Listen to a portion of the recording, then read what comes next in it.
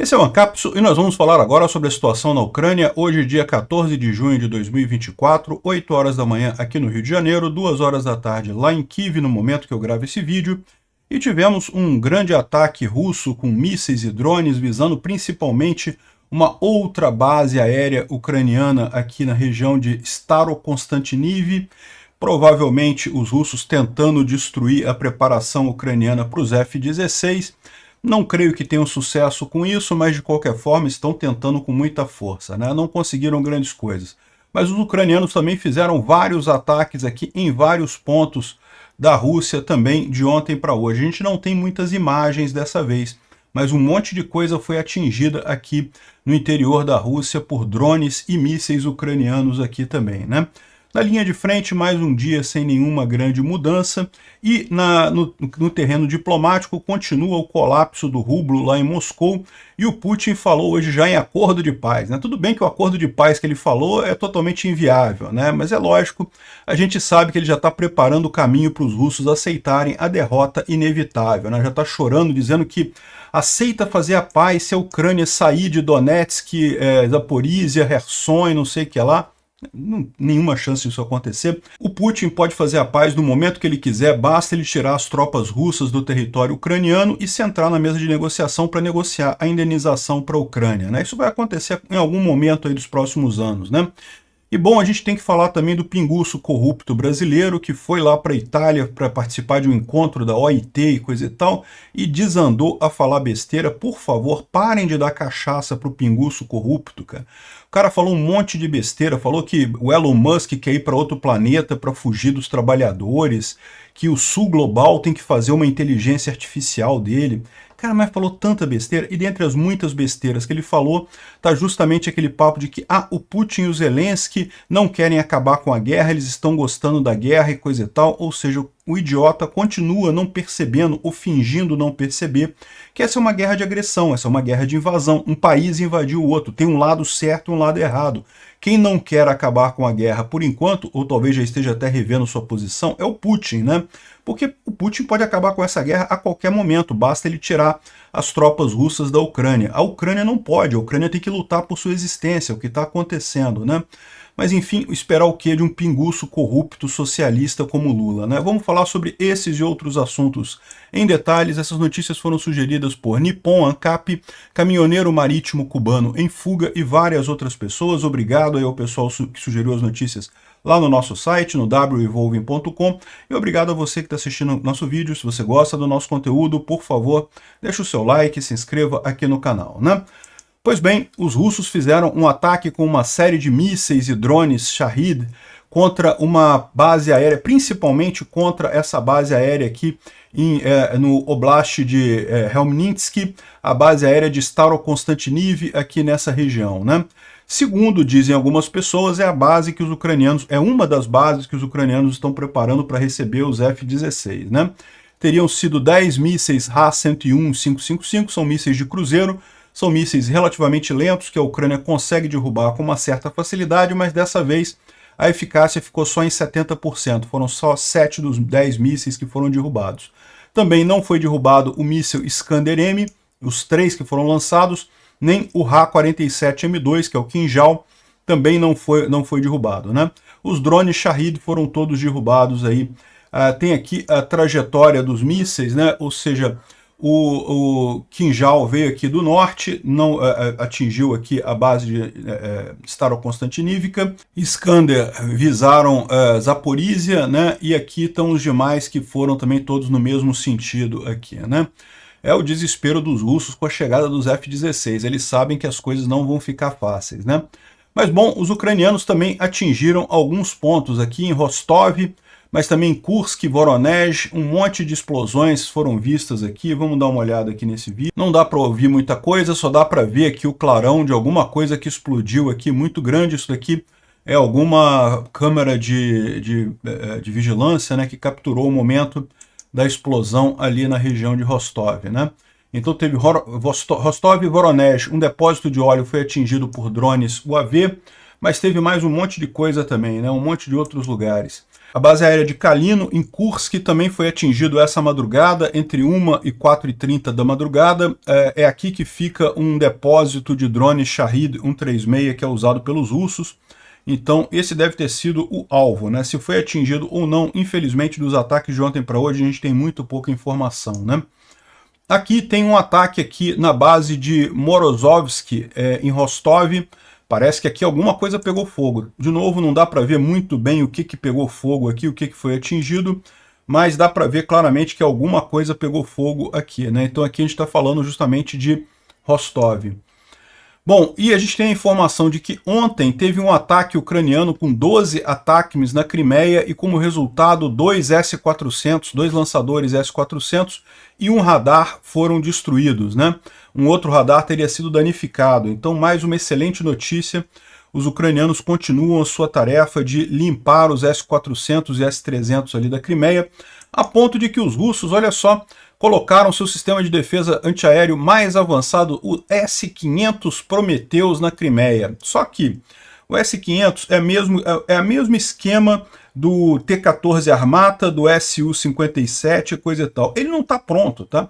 É uma arma supostamente mais moderna que o S-400 e coisa e tal, mas a Rússia nunca conseguiu terminar de aprontar esse negócio de verdade, de colocar para funcionar. Por isso que nem está sendo usado na guerra, no final das contas. Se tem pouquíssimas unidades e nem se sabe se funciona direito isso daqui, né? Enfim, mas eles estão colocando aqui porque a ideia justamente é dar pelo menos uma satisfação moral para os soldados russos, né? Porque eles estão vendo que as defesas antiaéreas estão sendo todas destruídas. Em algum momento a Crimeia vai virar um playground para a Ucrânia atingir o que ela quiser ali, né?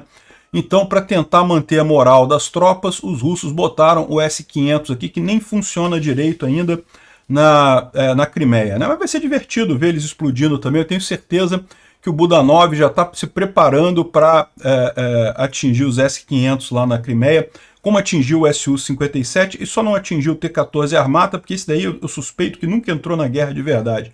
Foi só propaganda russa dizendo que eles entraram, né? Enfim, tá aqui os S-500. E se você tem dúvida sobre por que eles estão usando esse sistema, segundo o blogueiro russo aqui, o Mazutnaya, ele está falando aqui, ó, o Andrei perguntando aqui, por que trazer esse tipo de lixo como o S-500 para a Crimeia? E os S-350 e S-400, qual que é o problema? O S-500 tem apenas 2 mísseis e um lançador. Como é que eles vão tratar com um ataque massivo, né? Ou seja, o próprio pessoal sabe que o S-500 não está pronto, ele não está funcionando ainda, né? E o cara reclama aqui falando justamente que não, que consegue manter até um salvo de até 8 ataques de ATACMS que ele consegue derrubar e não sei o que lá, lorota.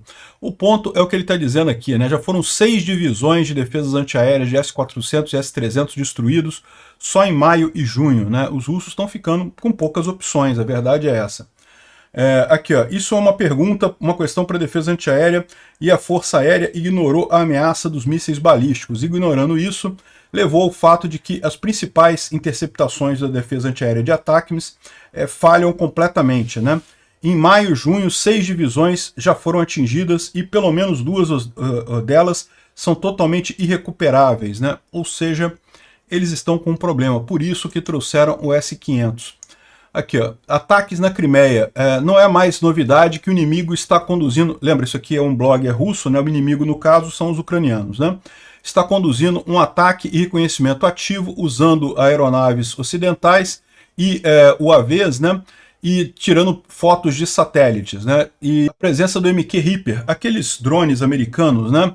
E agora do E-3F, da aeronave E-3F sobre os céus do Mar Negro, marca novos ataques sobre a Crimeia, né? Eles descobrem as posições das nossas defesas antiaéreas e isso vira o alvo principal. Como é que isso funciona? Via de regra, eles combinam ataques de drones, mísseis dummy, né? Mísseis sem explosivos, e no final, quando eles pegam a defesa antiaérea fazendo a recarga dos lançadores, eles atacam com ATACMS, né? Reduzindo o nível de proteção da Crimeia é a tarefa número 1 do inimigo. Depois que o céu estiver fracamente defendido, o inimigo vai começar a atacar a ponte, né? Os russos sabem o que está acontecendo, eles só não têm como reagir, né? O fato de estarem botando o S-500 é desespero deles. A ponte será outra micro-vitória para o inimigo nessa guerra. O mero fato da sua existência causa emoções na cabeça dos ucranianos, né? É lógico, a ponte é um absurdo, é uma ponte ilegal, foi construída sem autorização da Ucrânia, né? E os russos ficam muito chateados com o fato que eles sabem que vão perder essa ponte. Gastaram uma fortuna para construir a ponte e vão perder ela, né? E depois também que tiverem retirado a nossa defesa antiaérea, o inimigo poderá atacar bases aéreas, depósitos de munições, depósitos de combustível, infraestrutura crítica da península. Eles vão criar problemas para a colocação de aeronaves na península. Enfim, é isso daí mesmo, a estratégia é exatamente essa, eles estão certos nisso daqui, né? E não podem fazer muita coisa quanto a isso, né? Bom, lá em Moscou parece que tem um grande incêndio na fábrica do Sukhoi, tá? No Sukhoi Design Bureau, em Moscou, uma dos principais empresas de desenvolvimento de aeronaves. Um grande incêndio está acontecendo ali, de novo. Não consta que tenha sido ataque ucraniano, deve ter sido só um acidente isso, né? Mas a coisa tá feia lá, ó. Agora o incêndio lá na Sukhoi já está com 800 metros quadrados pegando fogo e continua crescendo e os bombeiros de Moscou não conseguem lidar. Felizmente começou a chover em Moscou, tá chovendo muito por lá, então deve ter resolvido esse problema para eles, né? Agora, teve uma outra situação aqui, que um carro que pertence ao Vadim Sobesky, um oficial de alta patente militar russo, explodiu ali na região de Milerovo, na região de Rostov, né?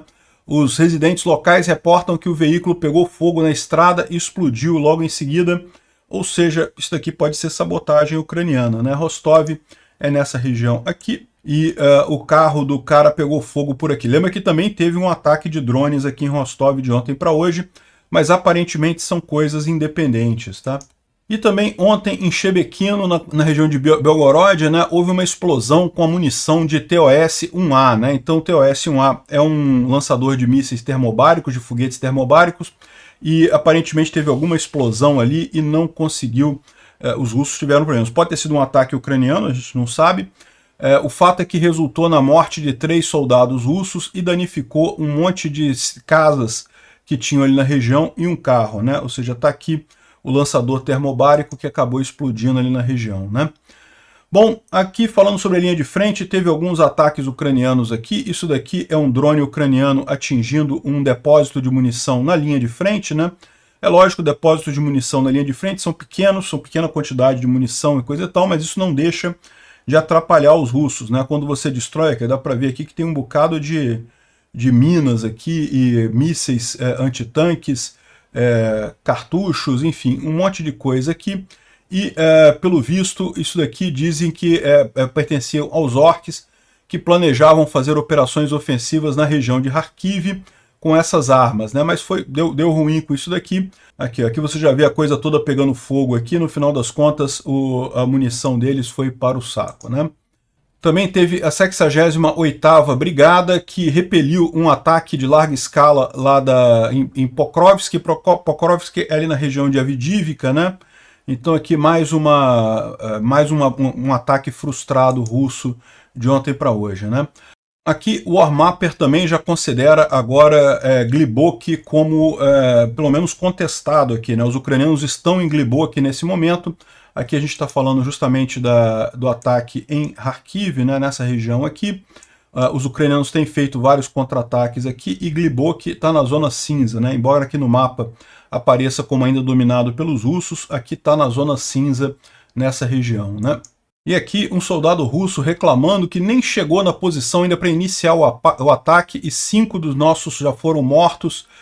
Eles estão realmente moendo carne ali, né? O cara vendo que o futuro dele não é muito longo, né? Aqui está o ocupante chorando sobre a situação próximo de Vovchansk.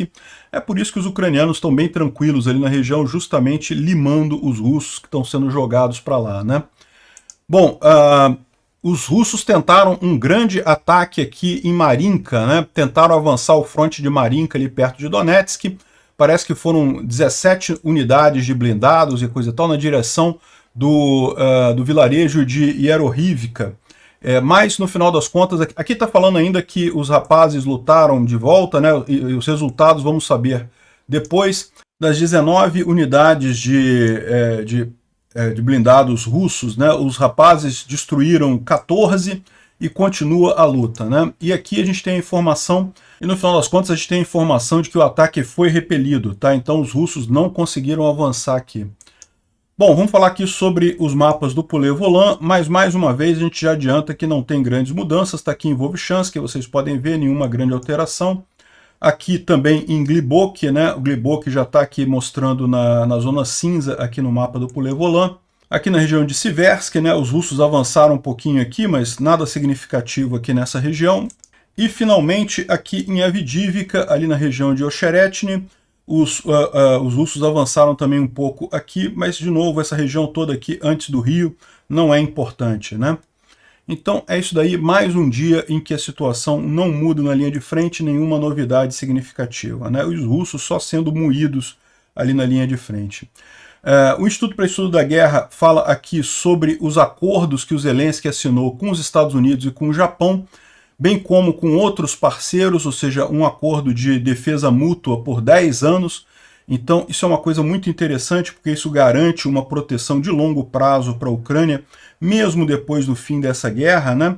E também fala aqui sobre as sanções que os Estados Unidos fez sobre a Bolsa de Moscou e outras instituições financeiras russas, que levou a uma deterioração muito grande da economia na Rússia, né? Ou seja, o governo russo diz que essas sanções vão ter impacto mínimo e coisa e tal, não vão fazer diferença, mas o que a gente está vendo é que não é bem assim não, né? O presidente Joe Biden reiterou a oposição dele às forças ucranianas atingirem alvos dentro da Rússia de forma profunda. Muito chato isso daqui. E aqui fala também sobre os S-500 aqui. O S-500, a defesa antiaérea S-500, é basicamente uma versão modernizada do S-300, ou seja, é menos capaz do que o S-400. E o Budanov disse que as forças russas não haviam usado anteriormente o S-500, as defesas antiaéreas S-500 em combate, e caracterizaram o sistema como experimental, né? É o que eu falei para vocês, são essas armas que a Rússia não consegue desenvolver por conta das sanções que vêm desde 2014, já teve sanções desde 2014, né? Antes de 2014, a Rússia conseguia comprar do Ocidente, inclusive armas bélicas, inclusive chips militares e coisa e tal. Isso em 2014 já teve sanção contra isso.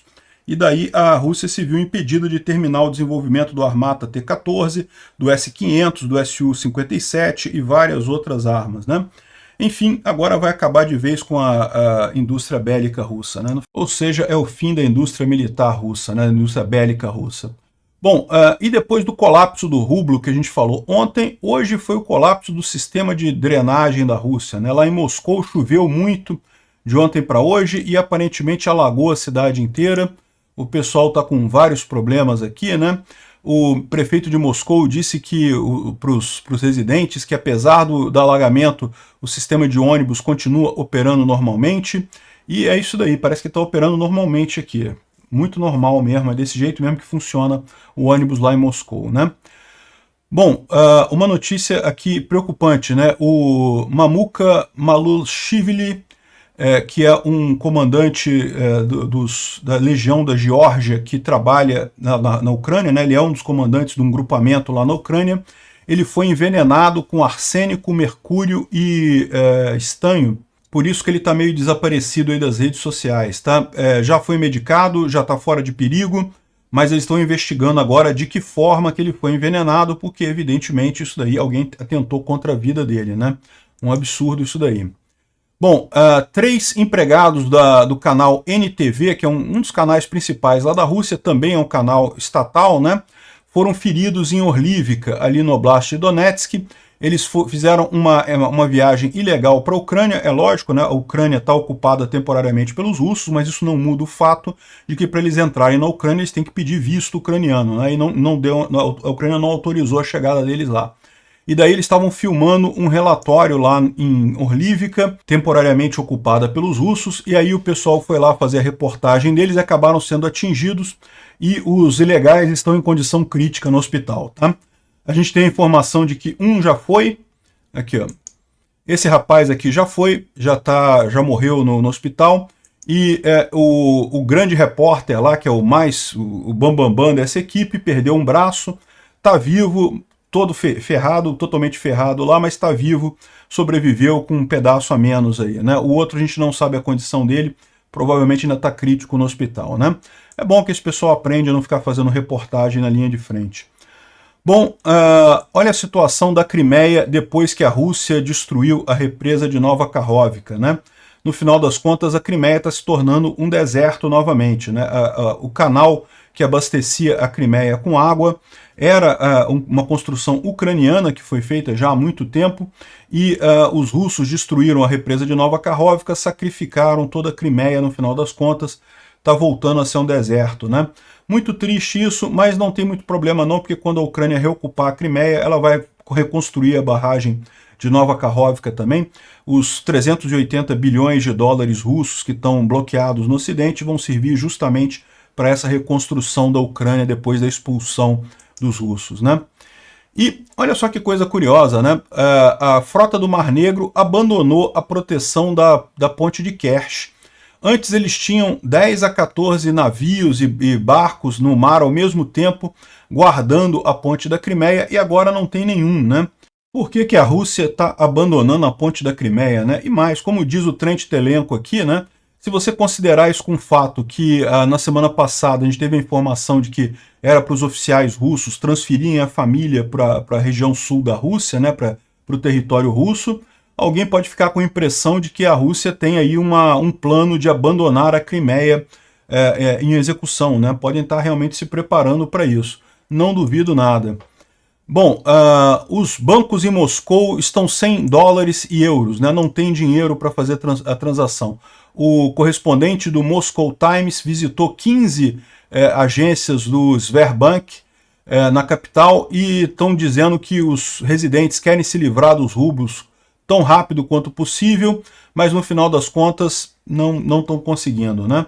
Não tem mais rublos nos bancos da capital. E bom, continua a queda no mercado de capitais da Rússia, continua desabando a economia por lá, né? O Banco Central da Federação Russa vai de novo considerar a opção de levantar a taxa de juros para 17, 18%, de acordo com o chefe lá do Banco Central, né? Ou seja, é isso daí, estão no desespero por lá, né? E o David D aponta aqui que depois de 2 anos do pessoal dizendo a Rússia vai ganhar, né? Os entre aspas, especialistas militares russetes dizendo não, que a Rússia vai ganhar e coisa e tal. Aí tem um rapaz aqui falando, e qual vai ser o plano se a Rússia colapsar, né? Falando assim, não, o que os Estados Unidos vai fazer se a Rússia colapsar, né? E isso é um problema. A gente sabe que muita gente nos Estados Unidos e na Europa está preocupada exatamente com essa possibilidade, né? Um colapso russo, sabe lá quem é que vai tomar o poder naquele negócio, e a história da Rússia é sempre piorar, né? Piorou do Império Russo para a Revolução Bolchevique, depois piorou de novo para o Putin, e agora do Putin vai piorar para quê, né? Então é uma preocupação realmente o colapso russo. Então chegou nesse nível, né? Agora os russos estão ameaçando o Ocidente. E se a gente colapsar, o que vai acontecer, né? E segundo o David D, na visão dele, já tem um monte de gente planejando secretamente, lógico, né? O que vai acontecer para esse caso exatamente, né? Como que o Ocidente vai cuidar de uma Rússia colapsada, né? O que vai acontecer? Então, ele está dizendo aqui algumas coisas, né? Não, que a Polônia entraria em Belarus para garantir a segurança das áreas mais próximas ali da Europa, e não sei o que lá, e a China cuidaria da região da Manchúria, e não sei o que lá, o Japão das ilhas ali ao norte, aqui ó, 10 divisões do PLA segurariam o Oriente, né? Ali perto da parte mais oriental da Rússia. Enfim, já estão planejando, certamente já estão planejando como entrar na Rússia, e a grande questão é justamente destruir todas as armas de destruição em massa, no caso, as armas nucleares, né? A Rússia não tem tantas assim operacionais quanto o pessoal gosta de dizer, mas tem algumas. E o ponto mais importante é esse, porque depois vai assumir um ditador maluco lá na Rússia querendo, ameaçando todo mundo, isso vai, mas o problema é que se não tiver armas nucleares, deixa o cara lá, né? E para você ver que o desespero do Putin é real, ele está aqui anunciando um plano de paz para a Ucrânia, já está pedindo, por favor, vamos negociar a paz, né? É lógico que esse plano de paz que ele está colocando aqui é um plano que não tem nenhuma lógica, né? Jamais a Ucrânia vai aceitar isso, que é a Ucrânia retirar-se integralmente das regiões de Luhansk, Donetsk, Zaporizhia e Kherson, não apenas as áreas ocupadas, mas todo o oblast, né, todo o limite. Nunca que a Ucrânia vai fazer isso, evidentemente, né? A Ucrânia deverá desistir da sua intenção de entrar para a OTAN e para a União Europeia. O Zelensky tem que se demitir e fazer uma nova eleição coordenada pela Rússia. E não sei o que lá, e os soldados ucranianos deverão ser desmobilizados e as armas ocidentais deverão ser entregues para a Rússia, né? Entenda, o Putin sabe que essas condições são totalmente absurdas, mas o que você tem que ler do que o Putin está falando aqui é: socorro, eu preciso de um acordo de paz, vamos negociar, preciso negociar. É lógico que o primeiro passo dele é botar condições absurdas, mas é isso daí, ele está chorando porque ele sabe que não aguenta mais muito tempo, né? E também ele falou aqui, numa entrevista que ele estava dando em determinado momento, ele falou para os jornalistas: não, eu tenho que sair porque eu tenho que fazer uma chamada internacional em 5 minutos, né? E aí o pessoal tá achando engraçado, né? Quem que ele ligou? Pro Kim Jong-un ou pro Lukashenko, né? Porque são os únicos dois países que a Rússia ainda tem ligação, né? Poderia ligar pro Irã também, mas no momento o presidente do Irã tá meio que morto, né? Então só sobrou ele ligar pro Lukashenko ou ligar pro Kim Jong-un, né? Então qual que é a ligação internacional que o Putin está fazendo, né? Enfim, outra excelente notícia: a Argentina aderiu ao Grupo de Contato para a Defesa da Ucrânia, ou seja, aquele grupo de Ramstein, né? São os países que se comprometem a ajudar a Ucrânia nessa guerra. Então, que bom, mais uma vez, parabéns ao Milei por tomar a decisão correta lá na Argentina. Grande orgulho de ver um colega libertário anarcocapitalista tomando as decisões corretas na Argentina. Além disso, o Zelensky assinou um acordo bilateral de segurança com o Japão. Então repara que a Ucrânia está aproveitando esse momento para assinar acordo com um monte de países, né, para garantir a sua soberania. Realmente uma coisa muito importante, um legado que o fim dessa guerra, né, o Zelensky falou que depois que terminar a guerra ele vai terminar, vai convocar eleições e coisa e tal, mas o legado dele vai ser esse, né? O Zelensky colocou a Ucrânia no mapa mundial, né, colocou a Ucrânia em acordo com várias nações de primeiro mundo. E principalmente assinou também um acordo de 10 anos com os Estados Unidos, um acordo de segurança, né? Olha só, o acordo assinado durante o G7 inclui o envio de esquadrões inteiros de caças F-16, equipamento, arma e sistemas de defesa antiaéreo Patriot para a Ucrânia, tá? Olha só, esse acordo aqui é um acordo significativo, tá? A minha visão é que o Biden está sabendo que talvez ele não ganhe essa eleição agora e está querendo deixar a casa arrumada para a Ucrânia lá nos Estados Unidos para qualquer coisa. Esse acordo tem que ser ratificado pelo Congresso, tá? Então, aqui, de acordo com Igor Jovka, que é o chefe do gabinete do presidente da Ucrânia, esse acordo de 10 anos entre os Estados Unidos e a Ucrânia será enviado para o Congresso americano para ratificação. Não tenho dúvida que vai passar no Congresso americano, talvez tenha alguma dificuldade, a Marjorie Taylor Greene vai reclamar lá, vai chiar e coisa e tal, mas vai acabar sendo aprovado. E isso vai ser algo que vai ficar marcado daqui para frente nessa relação entre os Estados Unidos e a Ucrânia, né? Excelente novidade esse acordo, né?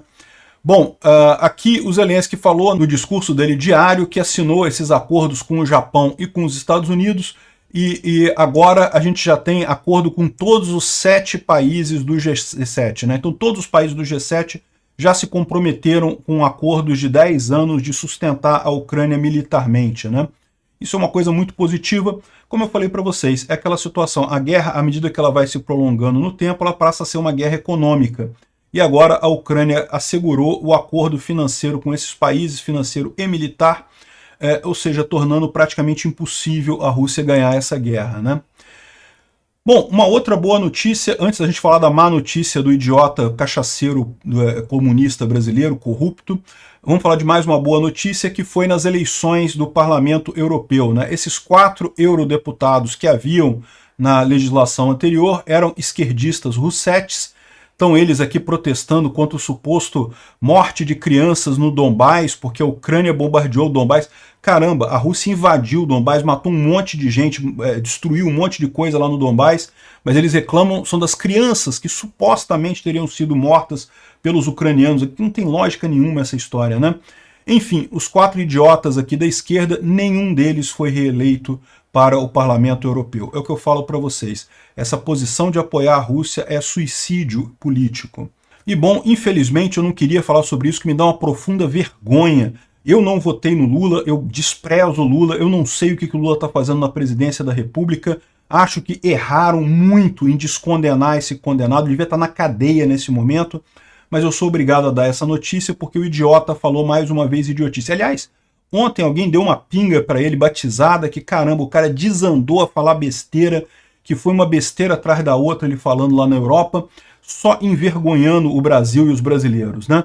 Mas a besteira que nos toca aqui nesse vídeo é que o Lula sugeriu que o Zelensky e o Putin estão gostando da guerra. Mais uma vez o idiota cachaceiro, por força de não conseguir enxergar a verdade, né? As bolas do Putin estão aqui na frente do olho dele, assim, ele não consegue enxergar a verdade do que está acontecendo, ele finge que essa guerra são disputas entre dois países disputando alguma coisa. Não é isso. Não tem nada sendo disputado. A Rússia invadiu um país soberano. A Rússia pode terminar essa guerra a hora que ela quiser. É só tirar as tropas russas da Ucrânia e acabou a guerra. A Ucrânia não vai querer território russo, não quer nada. A Ucrânia não quer discutir nada com a Rússia. A Ucrânia quer só o território que foi reconhecido pela Rússia em 91 e depois em 94 também como legítimo território soberano ucraniano, né? Então, o idiota corrupto só consegue pensar em termos de qual o tamanho da bola do Putin, tá mais para cá e mais para lá, no final das contas, e falar umas besteiras desse tamanho, né? Muito triste que o Brasil esteja na mão desse tipo de idiota. Obrigado por assistir o vídeo até o final. Se gostou do conteúdo, não esqueça de deixar o seu like, isso ajuda o canal a crescer e a chegar para mais gente. Se não gostou, deixe o dislike e explique nos comentários como podemos melhorar. Comente também sugestões de temas que podemos trazer por aqui. Comentários insultuosos ou defendendo ditaduras e criminosos de guerra serão sumariamente bloqueados. Agradeço a compreensão. Se ainda não é inscrito no canal, considere se inscrever clicando no botão inscrever-se abaixo e marcando a campainha para todos os avisos. Se quiser ajudar o canal, veja no nosso site como você pode fazer isso.